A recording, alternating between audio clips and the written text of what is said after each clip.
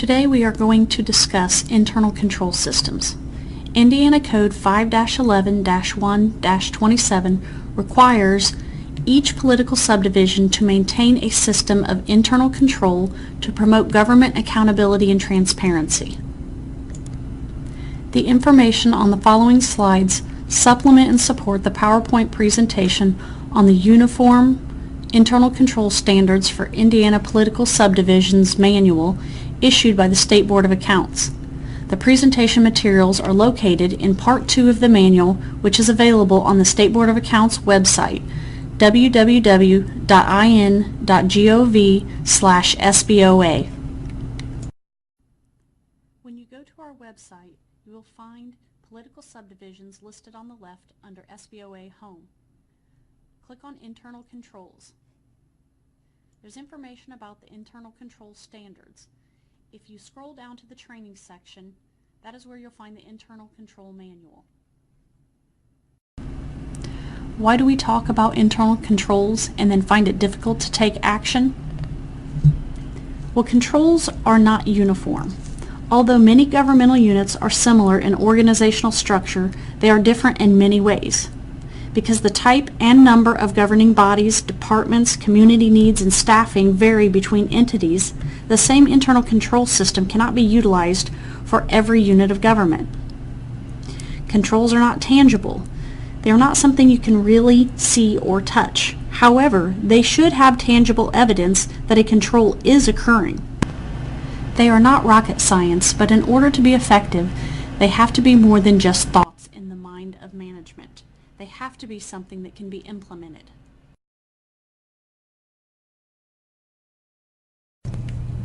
This presentation will help you to obtain an understanding of what internal controls are and how to implement them.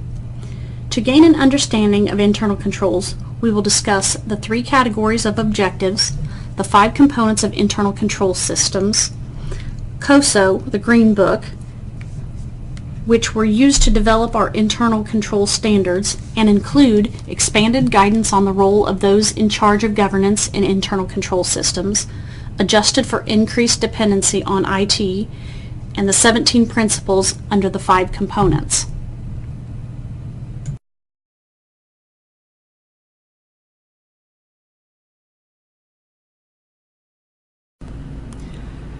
First, let's look at what you need for an effective internal control system. An effective system of internal control requires that each of the 5 components and 17 principles are present and functioning, and the 5 components operate together in an integrated manner. A major control deficiency exists if the governmental unit cannot conclude that these are met. This image shows how the 5 components of internal control are integrated into the governmental unit's operational structure to ensure that management's objectives are achieved. Internal controls should be designed and implemented for each of management's objectives. The controls should consider the governmental unit's operational structure and address each of the 5 internal control components. Management's objectives must first be defined so that controls can be designed to meet those objectives. Management's objectives have been divided into 3 broad categories: operations, reporting, and compliance. At times, these objectives may overlap. Operations objectives include operational and performance goals along with the effectiveness and efficiencies of operation, including the safeguarding of assets. Some examples of operation objectives would be the regular day-to-day duties like ensuring monies collected are deposited and recorded in the records, that disbursements made are recorded in the records, payroll is processed timely and accurate, as well as many other operational functions. Reporting objectives include both financial and non-financial information, internal and external to the unit, with an expectation of reliability, accountability, and transparency. This would include ensuring that required reports are filed on time and accurate, and that they reflect the true activity of the unit. Compliance objective ensures the adherence to laws and regulations. local, state, and federal laws and regulations that are applicable to the unit. As mentioned earlier, some objectives may overlap. A good example of overlapping objectives would be the annual budget. Units are required to establish an annual budget and have it approved by DLGF, which is a compliance objective.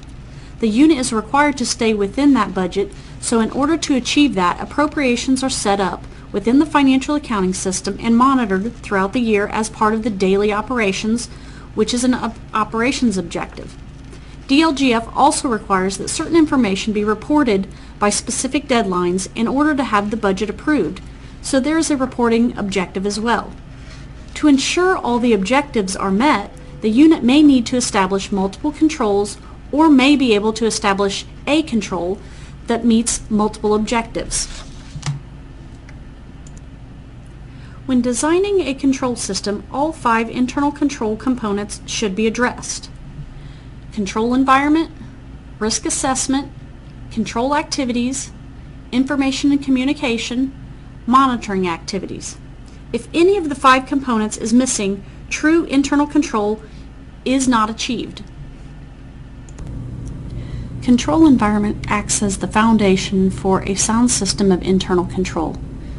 It sets the standards, processes, and structures, management's tone, integrity and ethical values of the political subdivision, and includes performance, measurements, incentives, and rewards. Risk assessment requires management to consider the impact of possible changes in the external environment and within the political subdivision that may render internal control ineffective. Many organizations take a risk-based approach to internal control, which includes risk identification, risk analysis, and risk response. Control activities are the actions established through policies and procedures to mitigate risks to the achievement of objectives. They are preventative and detective in nature, manual and automated activities, and includes segregation of duties. Internal controls should be designed to combat fraud and misstatements. This includes prevention and detection activities. Prevention activities are designed to deter the occurrence of an unfavorable event. Detection activities are designed to identify unfavorable events that have already occurred in a timely manner. Unfavorable events include fraud and misstatements due to errors and omissions. Misstatements may or may not be intentional. Intent is the major factor in determining fraud. If you look at the fraud triangle, you will see it includes 3 items: pressure, rationalization, and opportunity. Financial need is the most common pressure. The need may be due to several factors or combination of factors, such as a gambling problem, excessive medical bills, excessive lifestyle, loss of household income, family-related issues, divorce, or any other issue that may cause a financial strain in a person's household. Rationalization are the excuses for their behavior. Some examples of rationalization are, "I'll pay it back," "I put in a lot of hours, this job owes me," "I don't get paid enough," "It's only a small amount, the unit has plenty of money."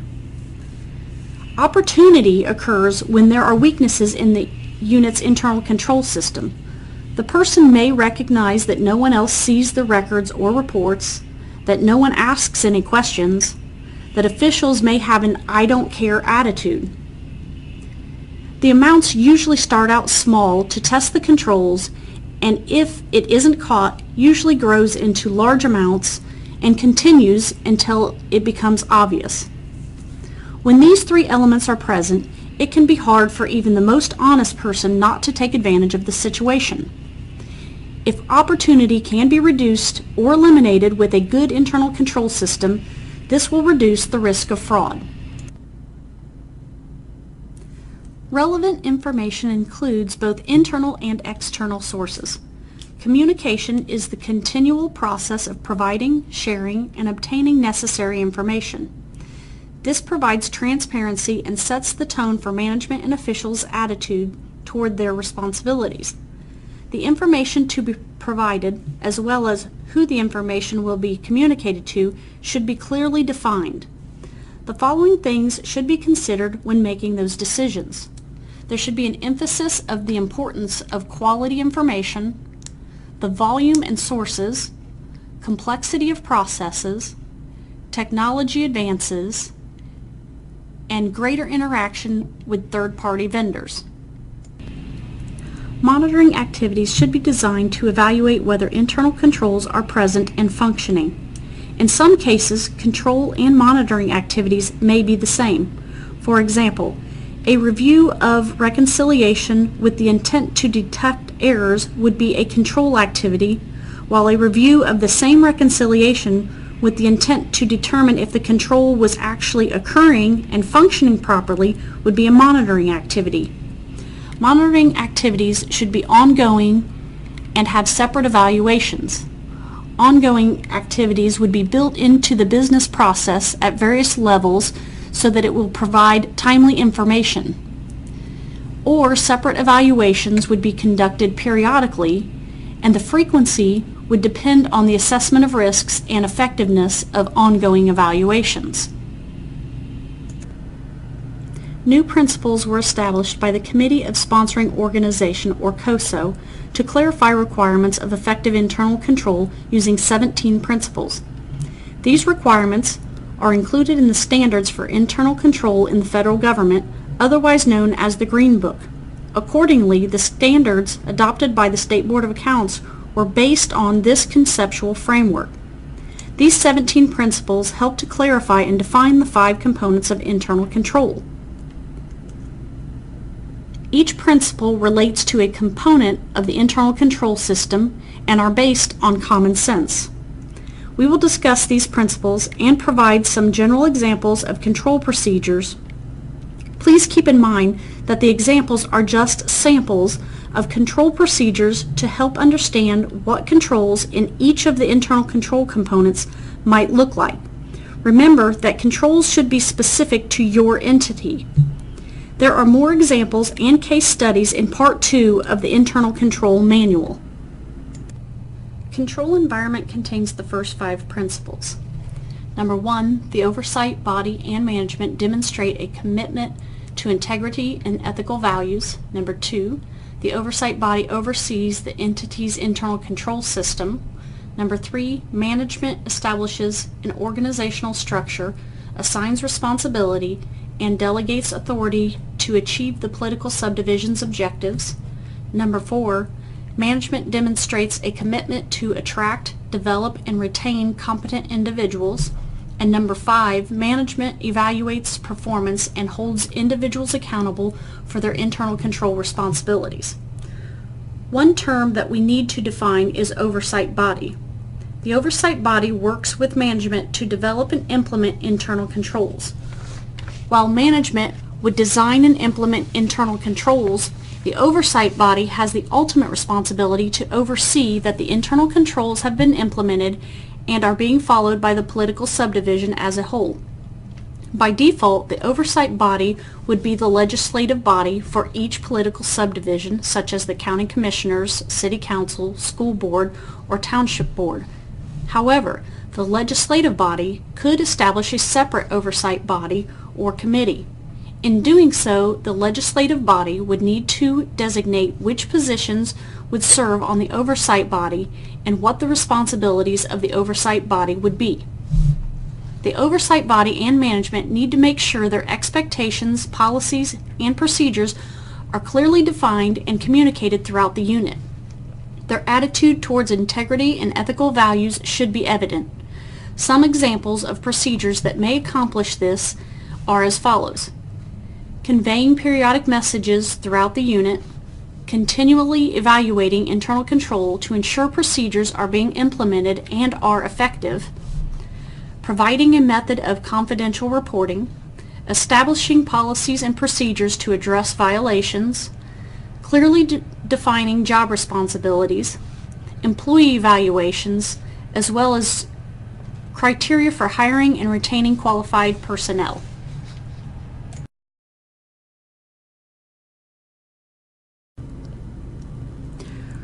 risk assessment contains the next 4 principles. Number 6, management defines objectives clearly to enable the identification of risks and defines risk tolerances. Number 7, management identifies, analyzes, and responds to risks related to achieving the defined objectives. Number 8, management considers the potential for fraud when identifying, analyzing, and responding to risks. And number 9, management identifies, analyzes, and responds to significant changes that could impact the internal control system. Basically, this means that management should be identifying areas where things could go wrong and develop procedures that would address those risks. This should be done for each of management's objectives. When evaluating risks, management should consider the effects of changes in the entity and inherent risk for those activities. Anytime there is a change in the entity's environment, a risk assessment should be performed to determine how that change may impact the control structure of the unit. Some changes that may increase or decrease risks are changes in management or responsibilities, rapid growth, new technology or software, new programs or services, changes in laws and regulations, economic stability, and other changes in operations or unit structure. Inherent risk considers the nature of the transaction or activity. Things to consider when assessing inherent risk are the complexity of the activity itself or the calculations performed, the susceptibility of the activity to fraud or misappropriation, extent of judgment involved, size and volume of items comprising that activity, and likelihood and impact. After identifying the impact of any changes and assessing an inherent risk, management needs to develop a response. The response may include not making any changes, modifying current control procedures, eliminating ineffective control procedures, and/or developing new control procedures. Whatever the outcome, it should be communicated to the appropriate personnel to ensure proper implementation. Internal control procedures require evaluation and adjustment on a regular basis to ensure risks are being appropriately addressed. Control activities contain 3 principles. Number 10, management designs control activities to achieve objectives and respond to risks. Number 11, management designs the political subdivision's information system and related internal control activities to achieve objectives and respond to risks. Number 12, management implements control activities through policies. Control procedures should be designed to prevent, detect, or reduce the identified risks that interfere with achieving management's objectives. This internal control component typically contains your most important or key controls. An integral part of the control activity component is segregation of duties. Segregation of duties helps to eliminate or reduce the opportunity for a single individual to either intentionally or accidentally misstate financial information. As mentioned before, eliminating or reducing opportunity can reduce the risk of fraud and misappropriation of assets. It may be difficult for very small units to achieve proper segregation of duties. For these units, compensating activities should be implemented, which may include additional levels of review for key operational processes, random and/or periodic review of selected transactions. The reviews and testing may be performed by the governing boards or other elected officials. Some examples of control activities are reconciliations, authorizations, approval processes, performance reviews, and verification processes. More specific examples related to payroll, disbursements, receipts, and credit cards can be found in Part 2 on pages 7 through 14 of the Uniform Internal Control Standards for Indiana Political Subdivisions issued by the SBOA. Information and communication contain the next 3 principles. Number 13, management uses quality information to achieve the political subdivision's objectives. Management internally communicates the necessary quality information to achieve the political subdivision's objectives. Number 15, management externally communicates the necessary quality information to achieve the entity's objectives. An internal control structure must provide for the identification, capture, and exchange of information within the government and with external parties. Internal communication allows for management or supervisors and staff to communicate responsibilities, requirements, expectations, results, and potential problems. External communication is used to provide information to oversight agencies, legislature, and federal grantors. Information can be communicated in numerous ways, but evidence of the communication and information communicated should be maintained. This could mean saving emails, maintaining logs, retention of public records, retention of memos and reports, or by any other method that would provide sufficient evidence of the communication occurring and the information communicated. Monitoring activities is the last of our 5 internal control components and contains the last 2 of the 17 principles. Number 16, management establishes and operates monitoring activities to monitor the internal control system and evaluate the results. Number 17, management remediates identified internal control deficiencies on a timely basis. Monitoring activities allow management to assess the quality of internal controls over time and make adjustments as necessary. Proper monitoring ensures that controls function properly and continue to be relevant. This can be accomplished in various ways, such as reviewing control activities on a regular basis to ensure they comply with the unit's established policies and procedures, periodic testing of specific controls to determine if they are in place and working effectively, documenting control deficiencies, and developing and implementing a remediation plan. Take it step by step and see where it leads you.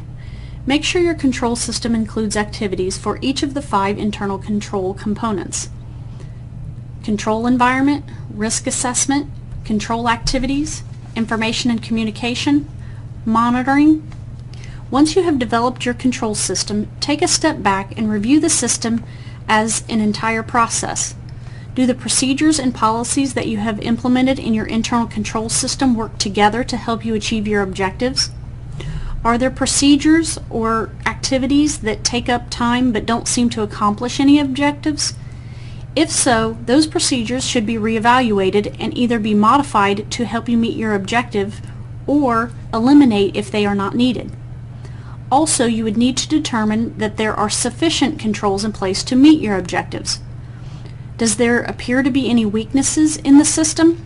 If so, you will need to design and implement additional controls that would address those weaknesses. So ask yourself a few common sense questions. Are there adequate controls in place over the daily operations, such as processing and recording of receipts and disbursements? Will those controls prevent, detect, or reduce fraud or misstatements in our financial records and reports? Do we have controls in place to ensure that we are complying with our own policies and procedures, state laws and regulations, and federal grant requirements?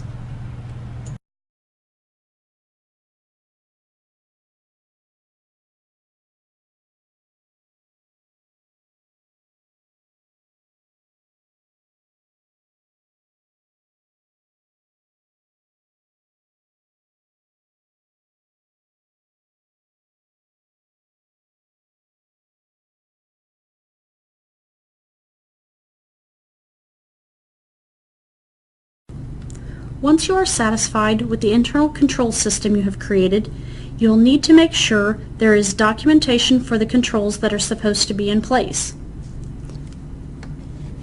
Start with documenting the 5 components and significant areas first. For regulatory reporting, which is basically cash basis reporting, the significant areas are somewhat basic and include cash handling and management goals. Cash handling includes receiving, dispersing, and reconciling of cash balances, making sure to consider all 5 internal control component areas for each of the significant areas. Management's goals include customer service and compliance with laws and regulations. You want to make sure that you have documentation for the controls that are in place for meeting management's goals.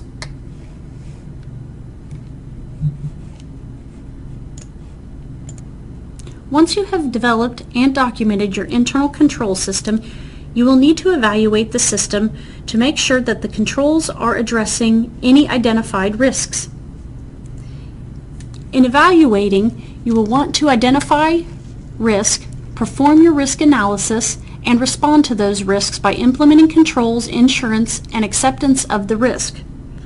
This is a continuous process, regularly testing the controls and analyzing them to determine if the control system is still being implemented and still effective. If weaknesses are identified, a response should be developed. The controls will change as the unit's environment changes. Unfortunately, this is not something that you do just one time and then you are done. So now that you have a better understanding about internal controls and their importance, are you going to trust or make sure things are done right in your office? Hopefully, make sure.